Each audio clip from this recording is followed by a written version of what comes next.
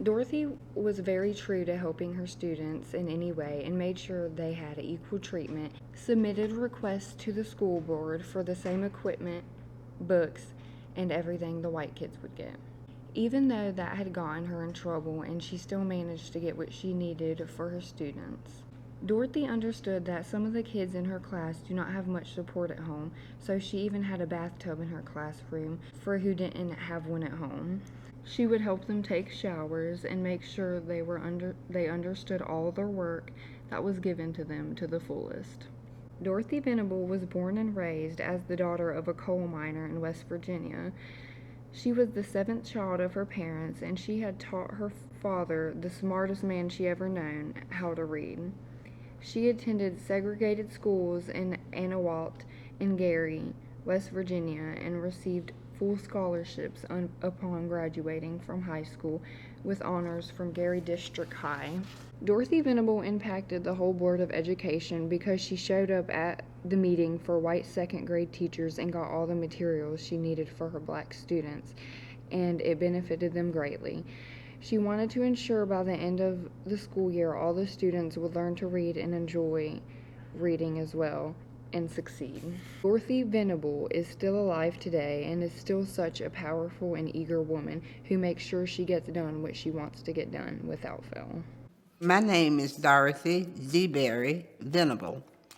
I came to Pulaski County in August of 1954 as a second grade teacher. I replaced an outgoing teacher by the name of Mrs. Santa Cruz. Well, after I had been on the job for a couple of weeks, I had to go to the school board office to buy supplies because we didn't have supplies in our school. We went to the school board office and we bought our supplies with the children's book rental money. And while I was there, I saw this notice on the wall that the second grade teachers were going to meet at Northwood School. Well, I was a second grade teacher. I was employed by Pulaski County. So on the day that the meeting was to be after school, I went to Northwood School. What a shock. The teachers and the supervisor, Mrs. Edna Vaughn, were all there, and I wasn't supposed to be there because it wasn't for black teachers. So I went to this meeting at Northwood School thinking that it was for second grade teachers in Pulaski County. Well, Mrs. Edna Vaughn, who was the supervisor in the county at the time, was shocked to see me. The teachers were shocked to see me because you can see that I'm not white. So I went on in, and she couldn't tell me to leave because I'm already there and knowing that I am a second grade teacher in Pulaski County. So I sat by this teacher, and she was looking at her books, and so I asked her if I could see her books, and I looked at them, and I looked at the copyright date, where the books that I was teaching was the same books, but they were like old. My books were old. Their books were were copyrighted in 1954. So we sat there and they talked, and they talked about all these tests that they had to give to second grade students.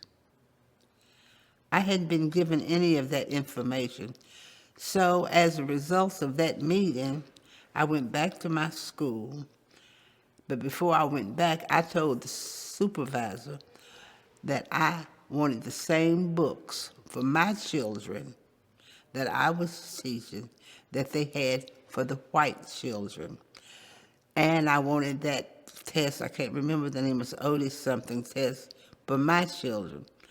So by the time I got back to school, not that same day, but a couple of days later, I was chastised, I'm going to use that word, and I use it loosely, by the principal because I had no business going. I had no business demanding that I be given the same material for my children.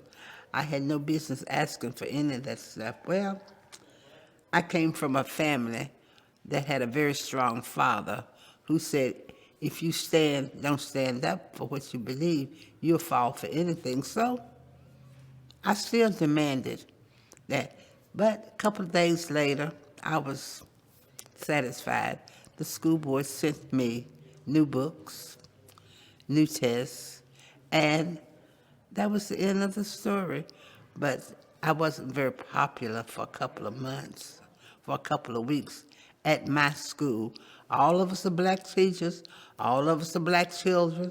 So why don't you speak up for these little people? They're not adults. But I survived. I survived. That's all I have to say.